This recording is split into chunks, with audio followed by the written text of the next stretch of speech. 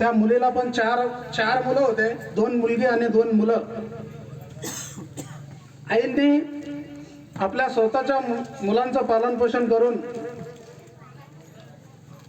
संघर्ष करून, कष्टातून आपला प्रपंच चालवला.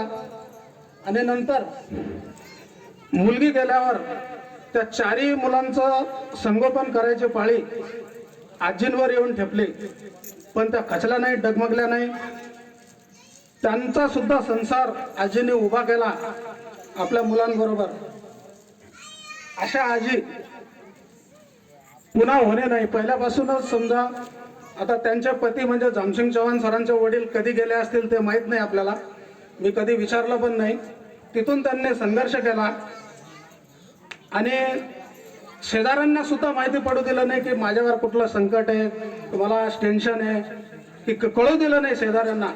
आपल्या गरिबीतून आणि कष्टातून स्वतःचा प्रपंच फुलवला.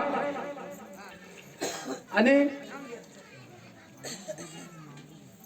प्रपंच फुलवून आजी कधीच त्या 3ही मुलांना पण आजपर्यंत माहिती पडू दिलं नाही, त्यांना कळालं सुद्धा नाही जामसिंग चव्हाण सरांना की माझ्यावर कुठली जबाबदारी असेल.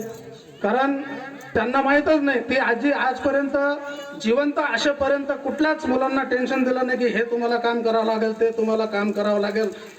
मरेपर्यंत म्हणजे शेवटच्या घटकापर्यंत आजी आपला स्वतःचा संसार स्वतः करत होती. मुलं सगळे तिथं त्यांच्याचकडे आहे, पण कुणाला सांगितलं नाही की शेतात हे पीक घ्यायचं, ते पीक घ्यायचं, असं करायचं, तसं करायचं. यांना कुठल्याच गोष्टीची जाणीव करून दिलीच नाही आपल्या मुलांना. अशी आई पुन्हा चव्हाण परिवारामध्ये कधीच जन्माला येणार नाही.